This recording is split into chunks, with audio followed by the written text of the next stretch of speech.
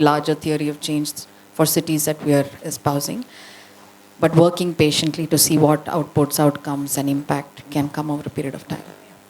Thanks so much. I think when we go to the next question, it might be very interesting to hear how you traverse that path. So you start by saying that we first felt like we had to work with the citizens, and then very quickly realized that actually our work has to be to work more with the government, and then this culture code on urgent patience that comes in. So I'd love for you to go a little bit deeper and perhaps share some of what were some of those guiding principles for you to make that shift. But we'll come to that in the second section. Thank you, Sapna. Aakash, over to you. Again, you do work with the government, of course you engage with communities, but technology has really been something that we also associate now Quest Alliance with and the work that you do. So how did tech-based, if I can use that word, kind of scaling come for Quest Alliance, and how has that been an enabler for you, and if you can define that for us?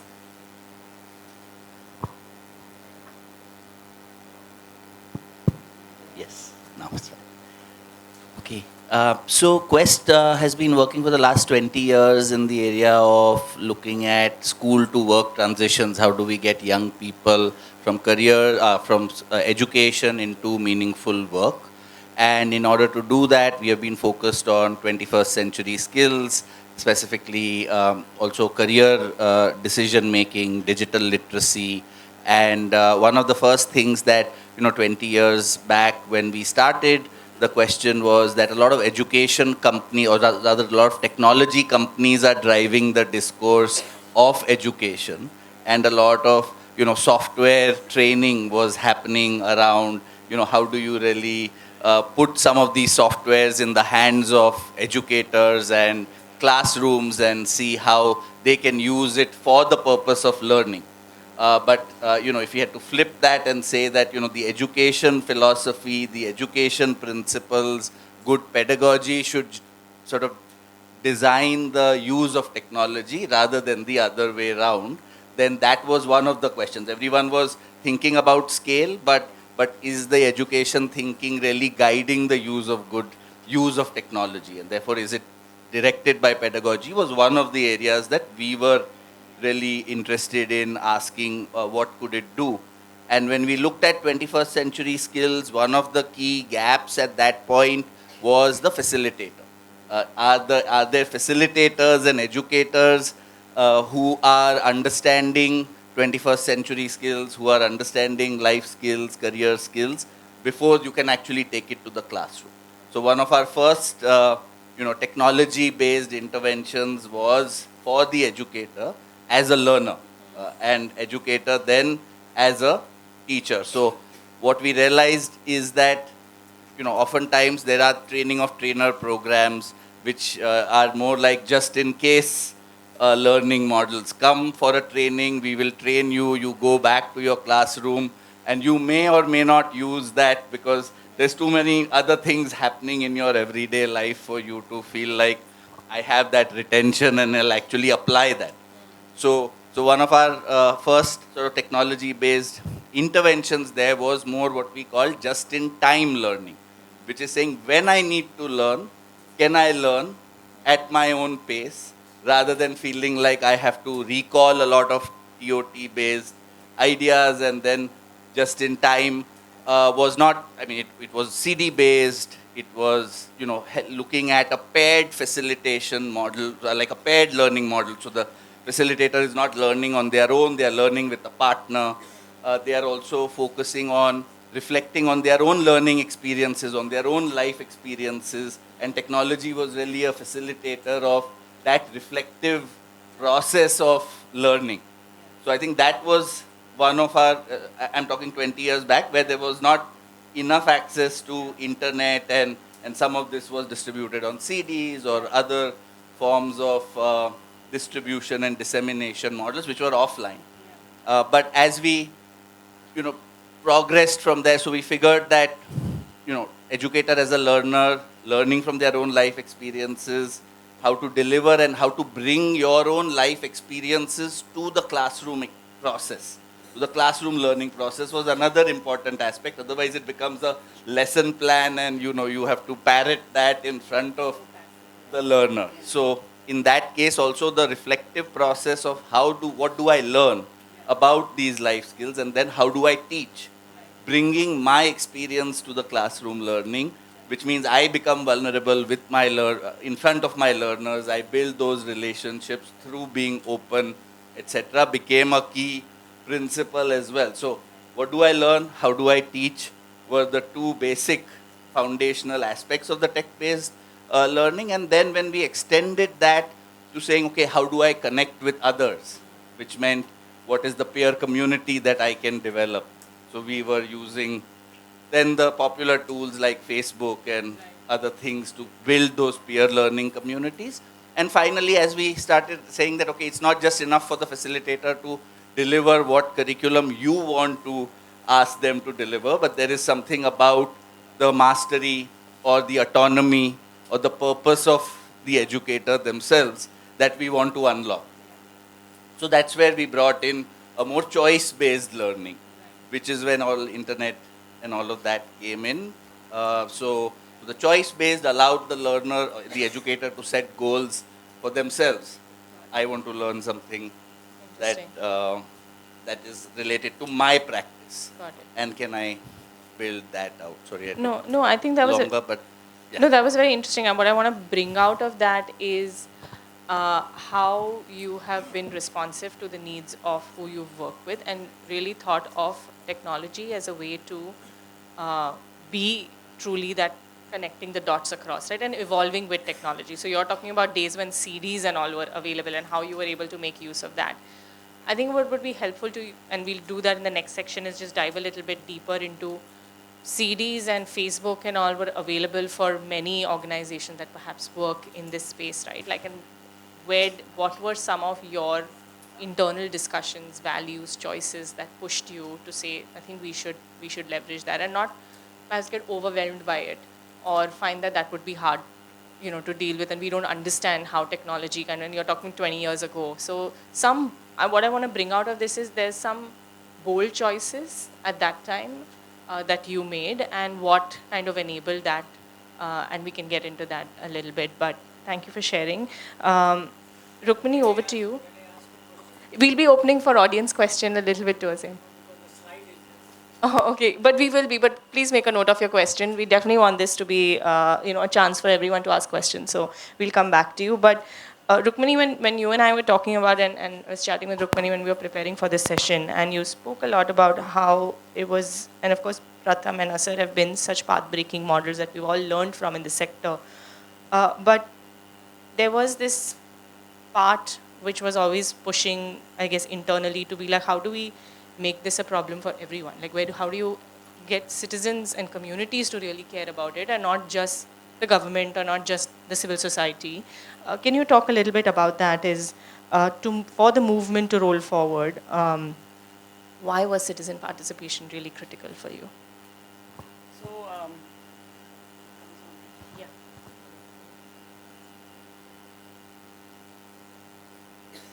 so first of all, I want to thank everyone. House full. After lunch, you have choices for other places to go, but you came here. So I think a round of applause for the audience. I'm going to answer a question, but since I have the mic, I'm going to say one or two more things. One is that I've been very curious, and I know we will have time for question and answer. So I just want to put a question out there right away. That this word scaling, English में इसकी कोई meaning है, and you see it a lot in these whatever development dialogues. But in Hindi में, Bangla में, Marathi में, I don't know if there's a separate word for this. So I've always been curious about where has this word come from? Does it just mean more, deeper, or whatever? So some point I would love to hear some reactions that is, what exactly is this scaling? I also actually really don't know. Rukmini is pressing the nerve of the development sector. It's like, what do we mean by scale? It's like an age-old question. And the second thing is that it's it's not कि सब कुछ सिर्फ roll forward ही होता है. Many times you go back and forth on, do people feel that this is actually a continuum? कभी कम होता है, कभी ज़्यादा होता है, and so on. So that's just, I'm parking some questions for later. We work in education, Pratham, so Prathamik, Purva Prathamik, that's what we've been doing for a long time. And again, like Aakash was saying, 20, 30 years ago, situations were different. So we had a big push, let's say, even 30 years ago on universal schooling. And children who are not in school, वो दिखते हैं, रास्ते पे दिखते हैं, खेत में दिखते हैं, they are very visible. But once we were really on our way to having almost every child in school, I think that we, or when we were working with communities or with schools, realized that there are other issues as well which are not so visible. So जैसे school में बच्चे पढ़ते हैं, but वो value add जो हर साल की होनी चाहिए in terms of learning वो नहीं हो रही थी. So as on our own as well, we began to try to think about what is that is holding back whatever is the progress that's expected. And I think in doing some of that, we realized that a good understanding of a problem is probably halfway to a solution. Now, if a few people realize what a problem is, then वो अपने आप के लिए तो solve कर लेंगे. But it's important to, and some of my younger colleagues often say, when I get irritated कि लोगों को समझ में क्यों नहीं आता है, they say कि उनको feel नहीं हो रहा है problem. So I think problem की feel होनी is in some kind of a systematic way is part of really bringing attention and focus. And so I think in a country of millions and billions of people, जितने लोगों को कोई problem की feel होगी, उतना there will be a desire to say that I can change it. So that was one part.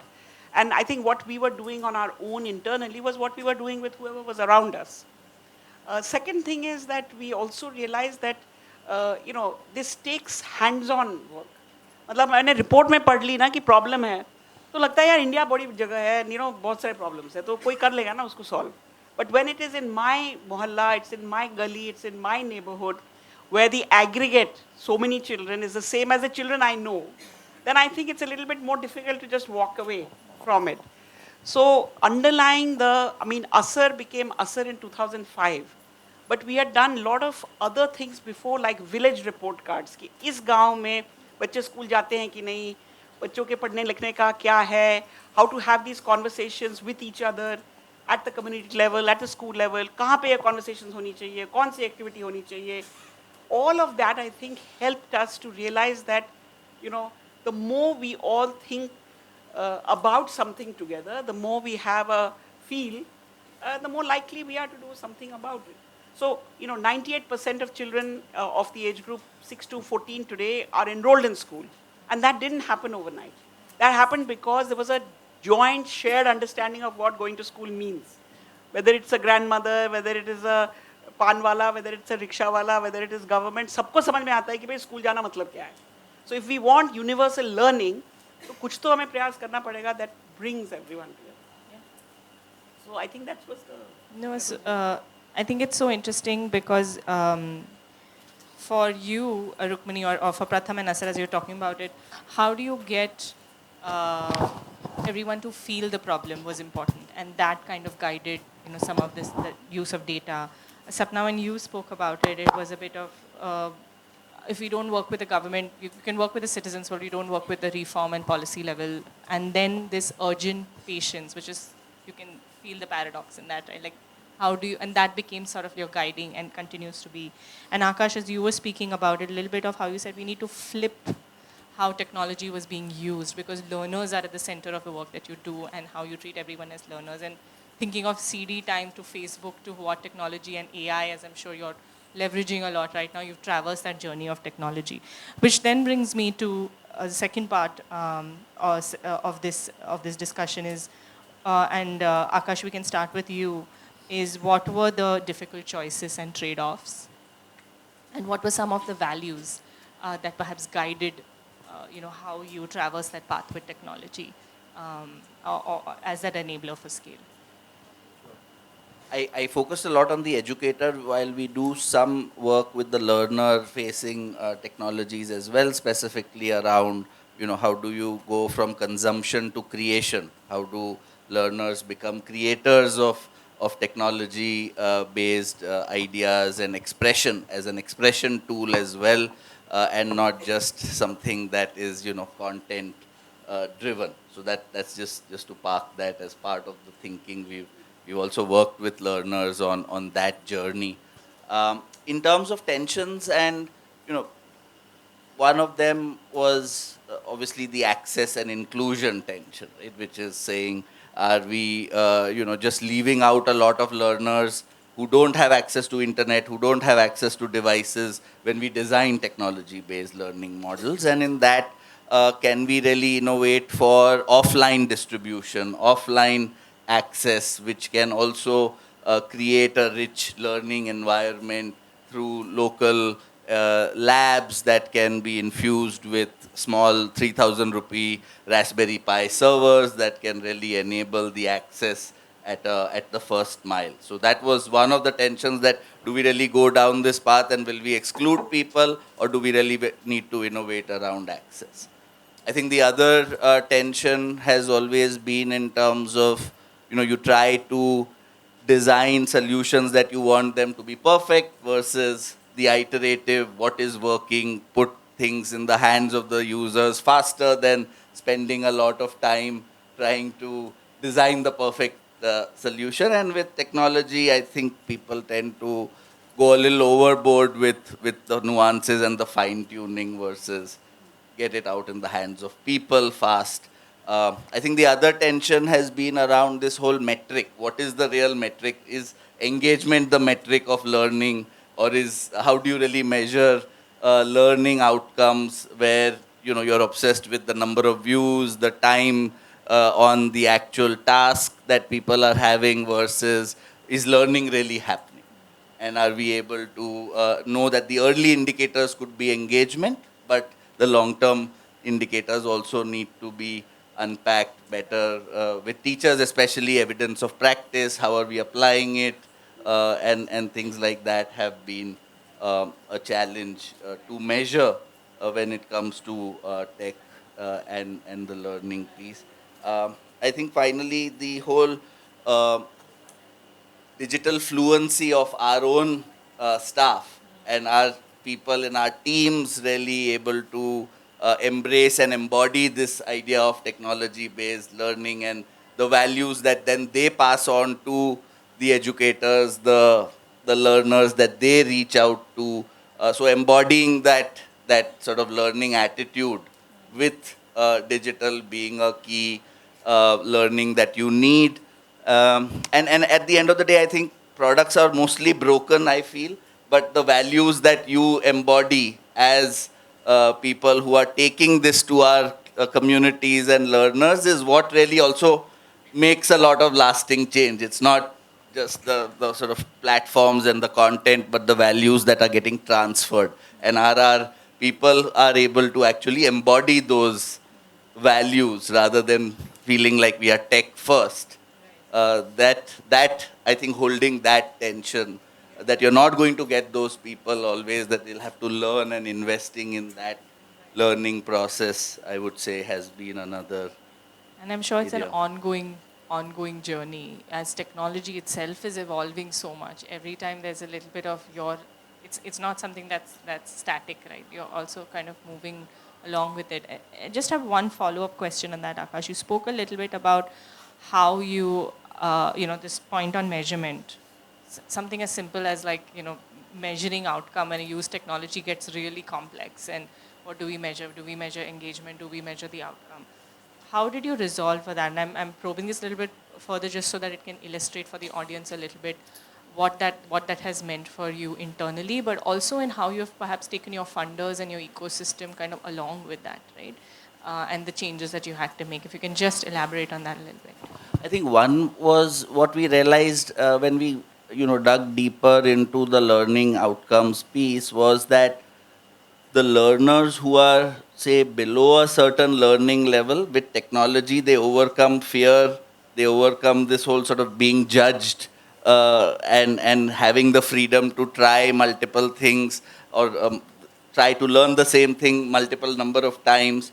So when you dig deeper, you realize that, okay, you may be seeing a certain engagement level, but to those who are most left behind, it actually grows a lot more. The learning, the confidence, the learnability, the learning to learn element actually increases significantly, which you are not able to track through one common engagement metric. So doing those kind of deeper evaluations, long-term evaluations, also to understand what the impact really is, while some of these are intermediate learning, like outcomes which you might be able to get a sense that people are on the right path. I think that's been the approach, that don't try to measure everything. Right. Do that in the long term or medium term, but really look at some of these early signals that know that you're on the right path and what can you course correct. Right. And that data also being with the educator or the learner for Themselves, yeah. helping them assess the progress they are making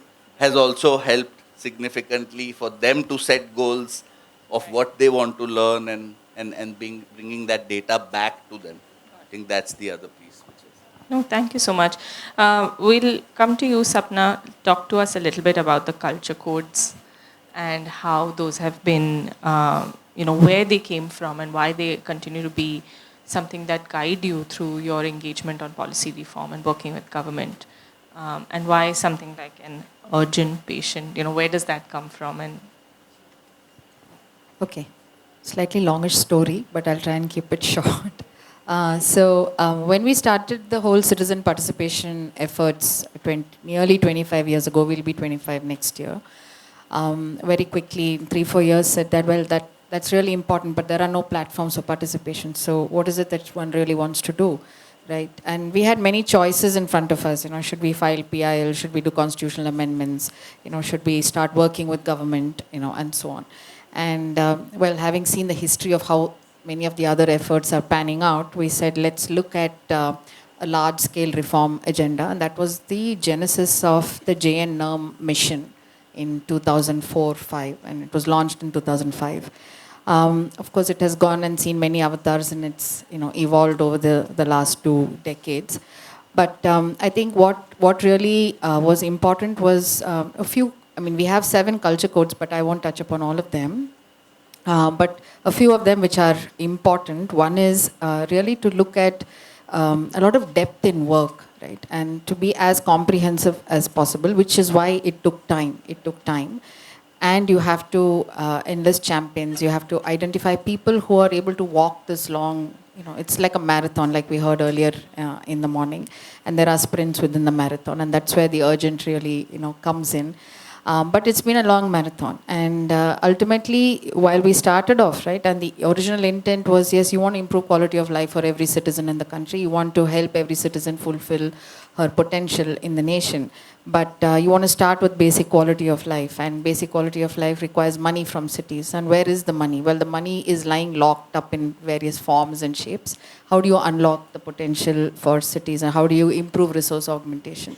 So all of these require institutional interventions, right? They require policies, they require laws to be shaped and structures to be defined, including people and process and performance and competencies within government. Now, obviously, we all know that that doesn't come overnight, and you have to stay the course and kind of build this. So it is a 2-decade and ongoing journey. But if I had to just call out a couple of examples, just to illustrate, therefore, what really happened, right? So when we drew up the JN along with government, and there were 2 policies or laws that we were hopeful that most states would pick up. One was a community participation law, the other was a public disclosure law.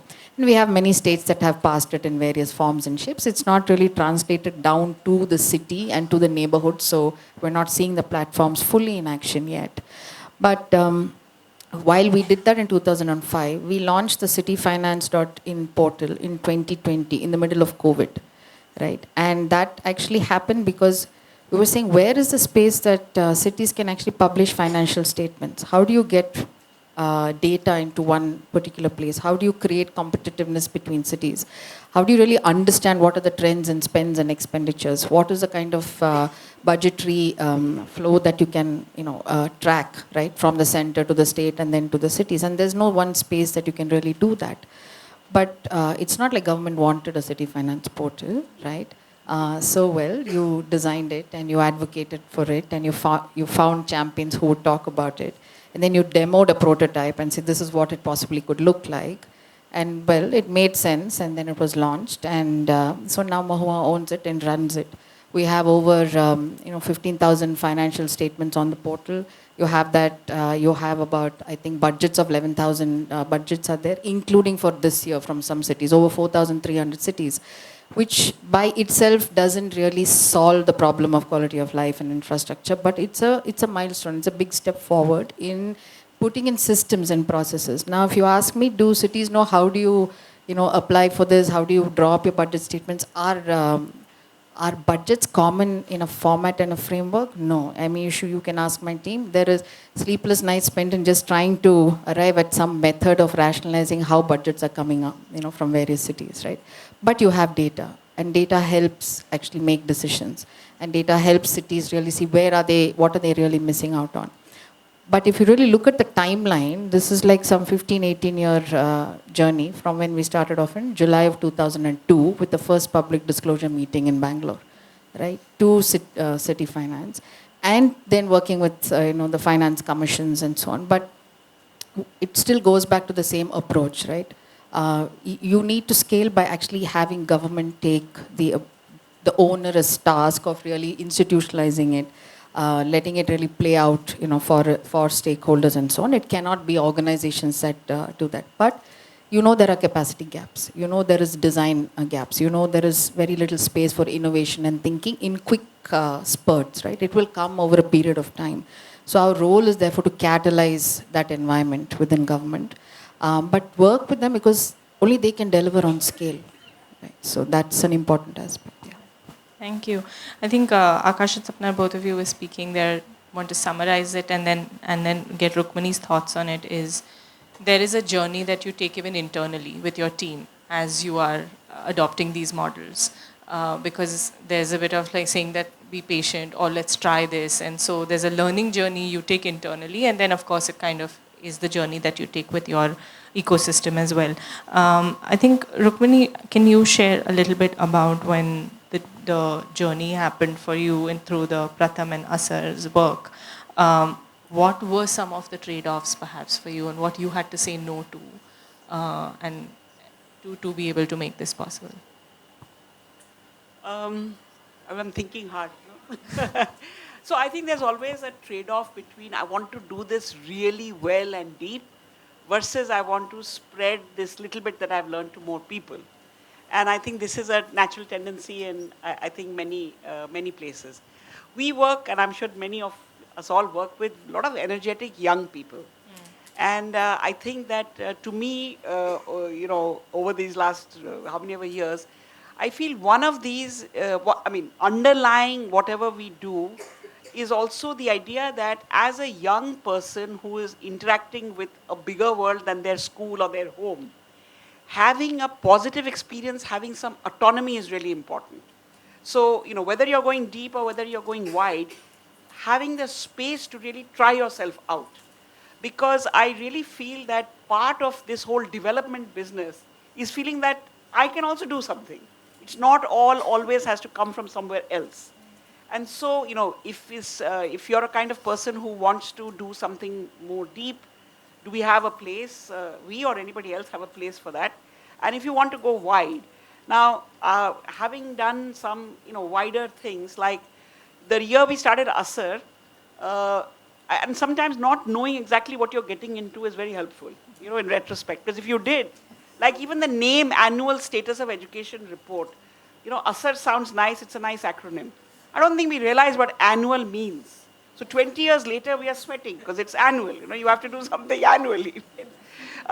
Anyway, so what I'm saying is that at that point, we felt that having done whatever we'd done before, you need to do a big thing, because otherwise it's hard to get the attention of whether it is people on the ground or people higher up.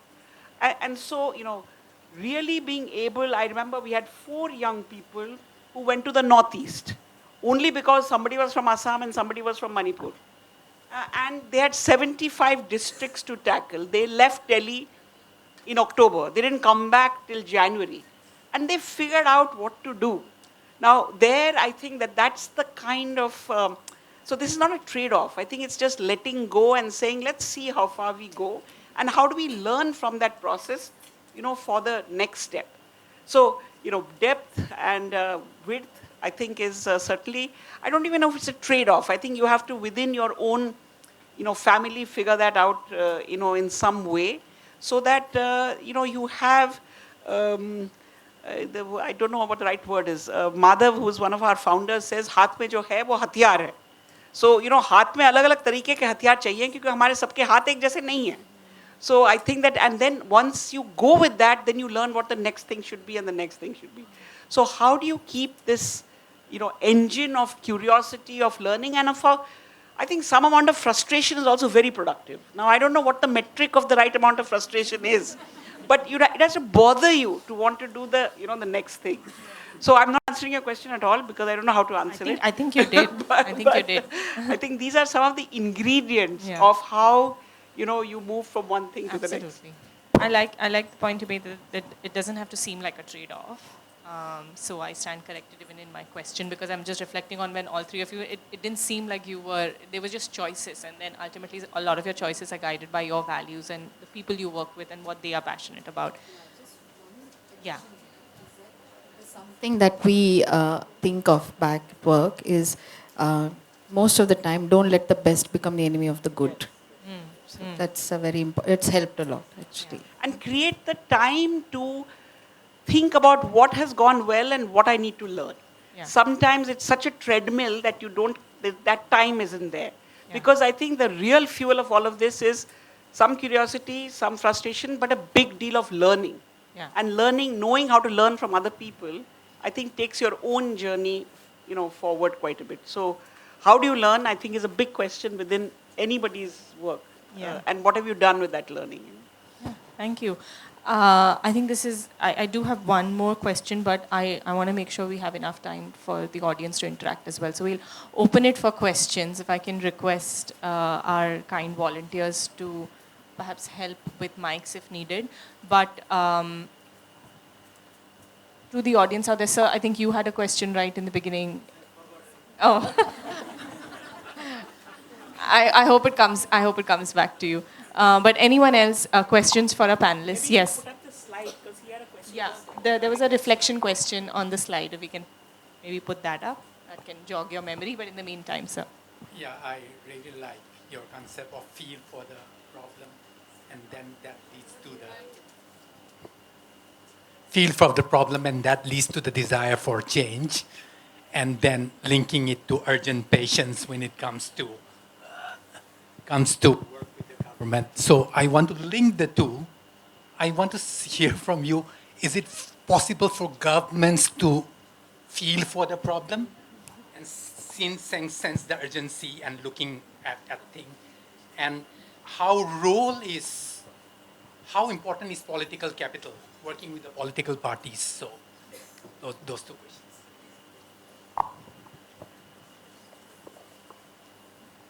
I think we shouldn't look at government as a monolith, right? Government is made up of people, a lot of people like us who intend to do good work but are caught in a system which does not always allow them to go at the pace that they would like to. So I think there is, because in the work that we have done, there are amazing people in government, I mean, who really want to push the needle, who want to make a change. The challenge is to find them, in this maze, right, and then work with them. But yes, political capital is very important because ultimately, I mean, at least for us, and for a lot of us actually, it's democratic institutions that will enable these things to happen and sustain for the long term. And that has to come through there's no shortcut to that process. So you have to go through the pain of, making it happen. But therefore you have a demand side. Therefore you have the anger and the angst and the frustration that comes in, not just from those of us who are running organizations, but actually from citizens themselves, right? If you ask me, when in the early years, we could have gone on doing a lot of campaigns on participation, on budgets and so on, but you're always hitting a wall when it came to government, formalized platforms, sustainable ways of engaging, right? And how much will you take the citizen up to that spot and then leave them there? And therefore you needed to invest in policies and platforms and reforms and so on, right? But you do need that voice to keep coming up. You need that voice to keep getting heard. You need the demand side to be active all the time, right? Whether they're holding a candlelight vigil or they're actually standing on the flyover and saying we will not allow this to be built, whatever it takes, you need that to come, because that's where the emotion of change really will come. And enough of it will tip. And well, the good thing is there is change happening. Is it happening at the pace we want? Obviously not. But it is. There are many things that have changed. Some of the things that have changed are so upstream and so fundamental that until it comes to us as tangible experiences of life in a city, it really doesn't make much of a difference. So, but that's the path some of us are on. So. I mean, if I can just say, having worked with many governments at different levels, I think there are a lot of people who feel it. But as a citizen, even if I'm called a civil society or whatever it is that we call ourselves, we are very flat. We are not so hierarchical. You know, in my own team, most people can talk to each other with no formality. But within the government, them talking to each other. So there are lots of people who feel it in different ways. So I think a hierarchical structure meeting a much more flat way of operating has been a very interesting experience. And I have to say that much of what we have learned, we've learned with working within the government with people who feel. Many things that we have been driven to do has been because of the collaboration. I often say that the fastest way for any of our teams to learn is to work with block level, district level, panchayat level governments, because you really see both the potential and how people within the system want to unlock a lot of the energy and the resources that are there. And also there are not very, I don't know in this whole crowd how many people work for the government. 1, 2, 3, 4, right? So I'm saying that coming together also in a place where you can really have these conversations is sometimes not so easy for people maybe who are working within different arms of the government, particularly in the middle and lower than the middle. You know, and that cross-fertilization is often difficult to do. So. Thank you. Anyone else? I don't know if, sir, if your memory has come back. Or, yes, ma'am. We've silenced everyone.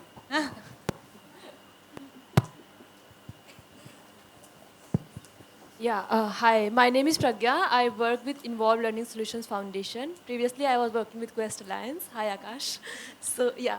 So, I have been starting my journey in scale program with Quest Alliance itself. There was a program, EWS, Early Warning System, in Uttar Pradesh.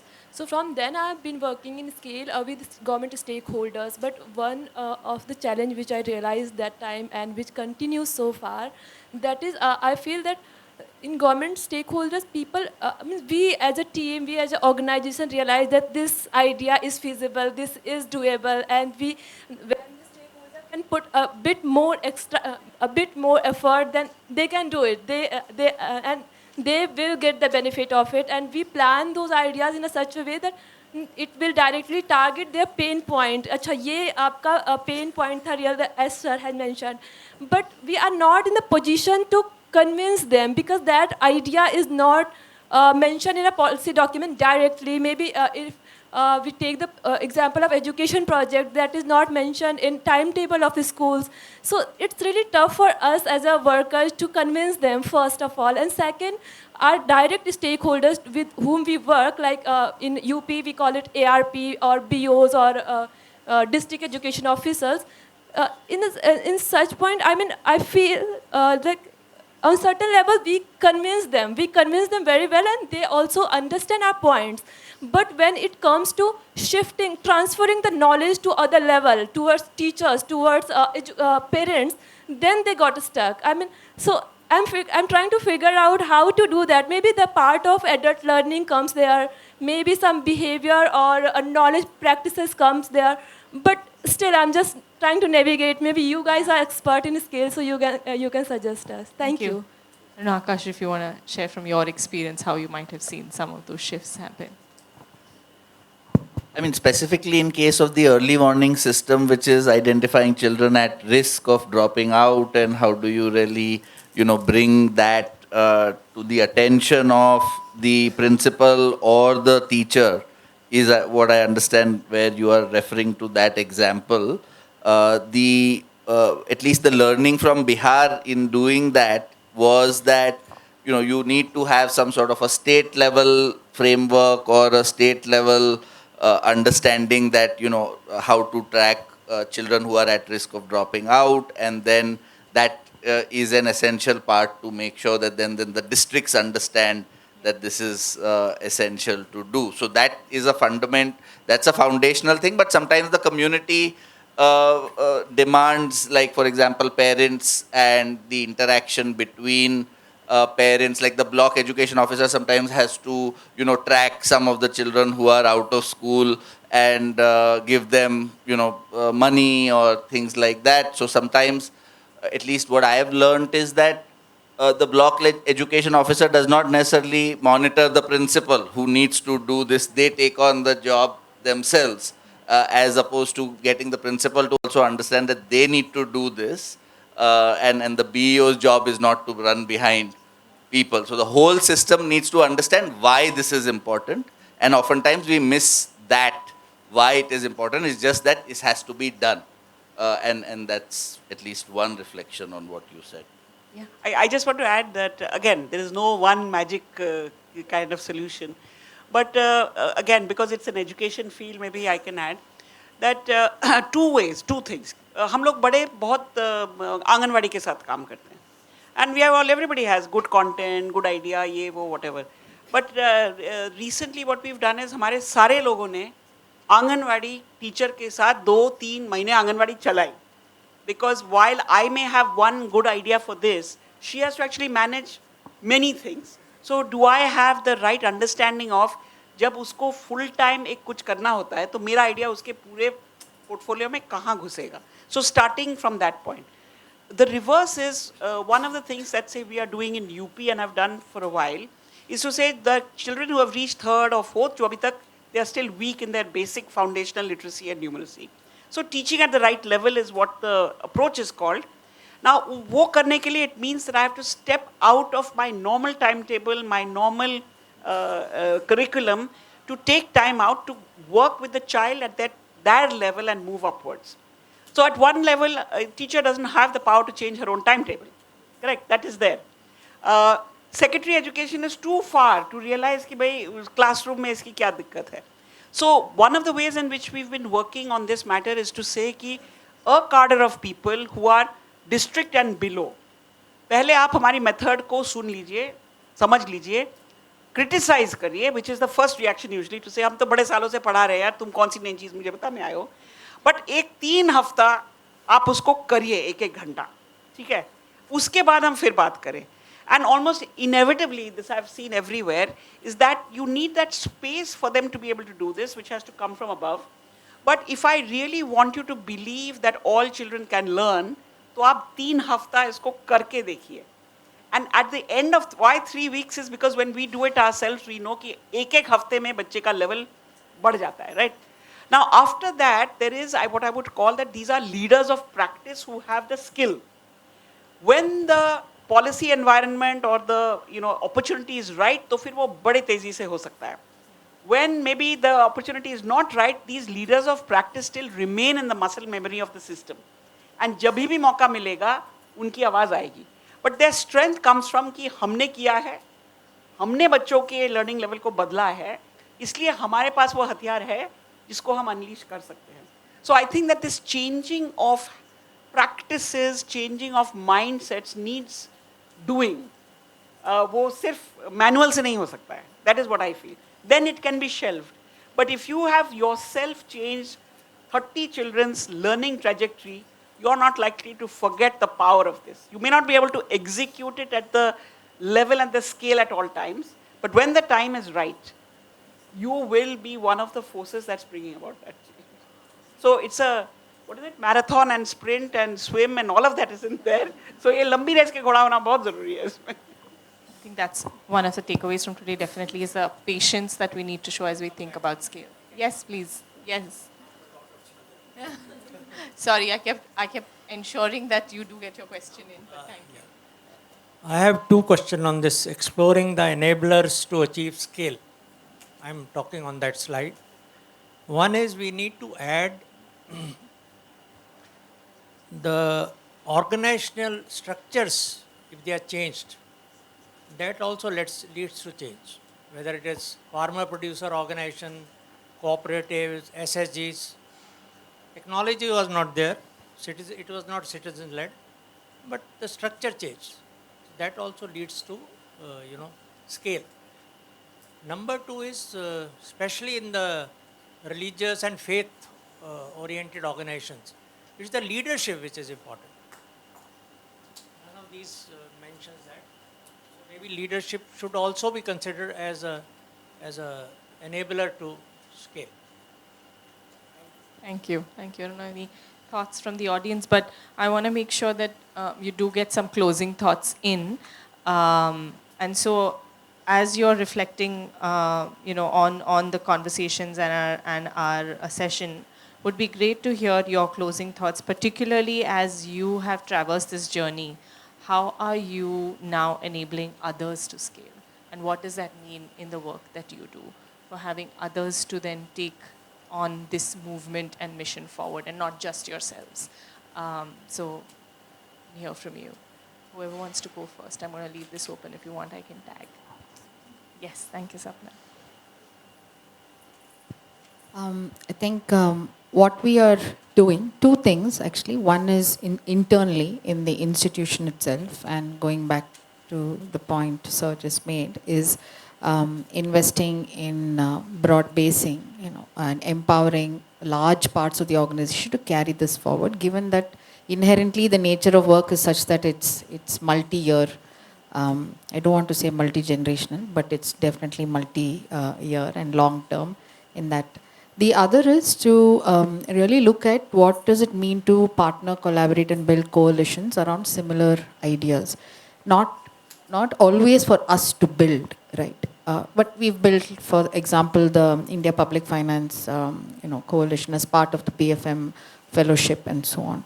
But also to be part of other networks and structures which allow the systemic nature of solutions and sustainable solutions to get embedded in other advocacy initiatives. So it's an osmosis of ways of working, which really will then help government sustain solutions, right?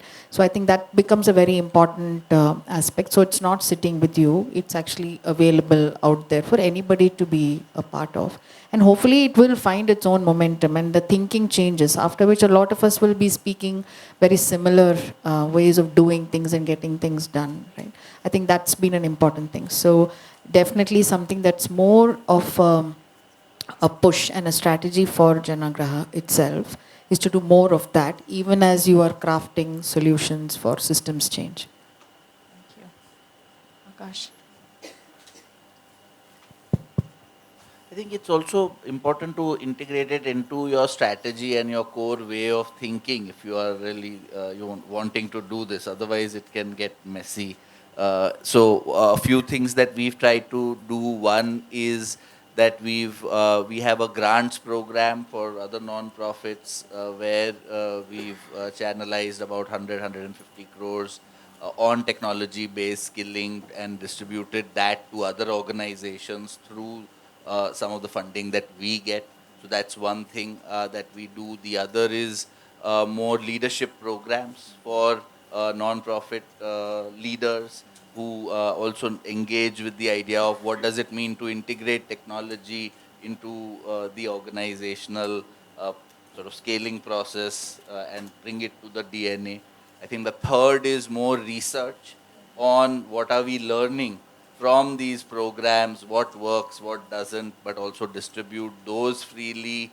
And the fourth is partnering with the Ministry of Skills and Entrepreneurship, where we bring more partners who are doing interesting work and our own technology platforms that we are transferring to the ministry who are running these programs at a certain scale.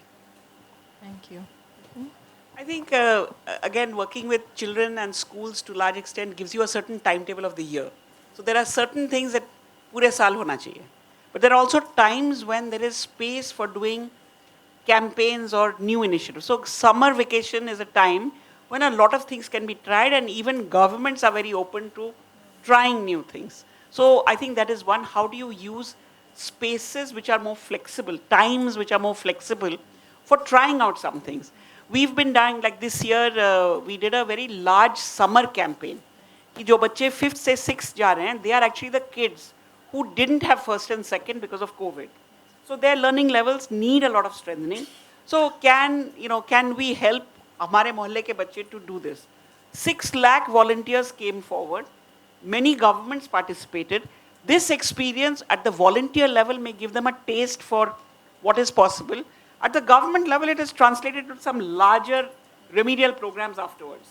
So how to use a space to do something fairly, short duration but high intensity. The second example I would use is Asar is done, once a year or once every other year. And it's done in every rural district in India. Now, 20 years, if we look at what each district has done, who has come forward, it's actually very interesting. There are some institutions who have now made it part of their regular functioning to say September, October mein ye aayega, and this is my cohort of students. 300 of these have been the government teacher training colleges in the district who see this as an important part. So one is if you create a platform, create an opportunity, and then watch who and how is using it to fashion the next stage. So I certainly think that, these are just two examples among perhaps many of how do you broad base, how do you invite participation, and how do you learn from what you see other people doing. Because many people have many ideas. And if you have the vantage to look at 600 districts में किसके पास क्यों idea है, you are a lot richer, for that.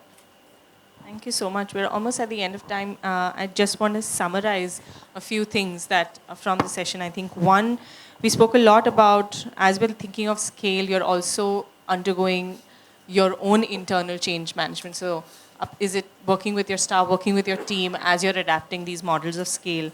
I think the second thing we took away from all three of you, and all of you spoke about this in your own languages around what are the values that you have adopted as you were adopting these models of scale. And I think those very much guide how you approach your problems and solutions. And I think the third thing, which Rukmini, you touched upon a little bit, but I think came through all your conversations, is learning from others, giving them, or rather, what is the role of others in the work that you do? Always having, like Aakash, you said, it's almost like it has to be a part of your core thinking.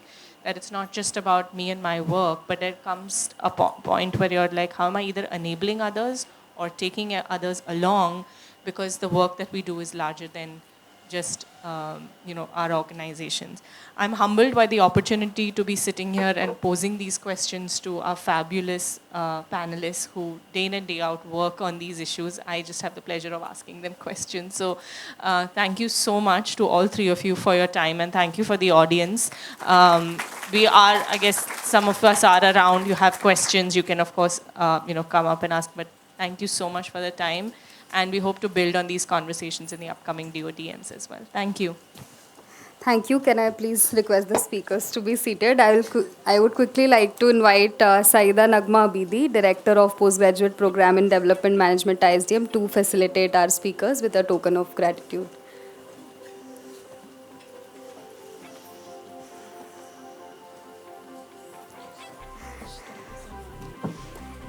Meanwhile, we would like to share a little about the certificates today and how these resonate with our values. The certificates being presented are called E-Tree certificates from growtree.com. It is our small planet forward step that allows us to honor our speakers while also contributing to social good.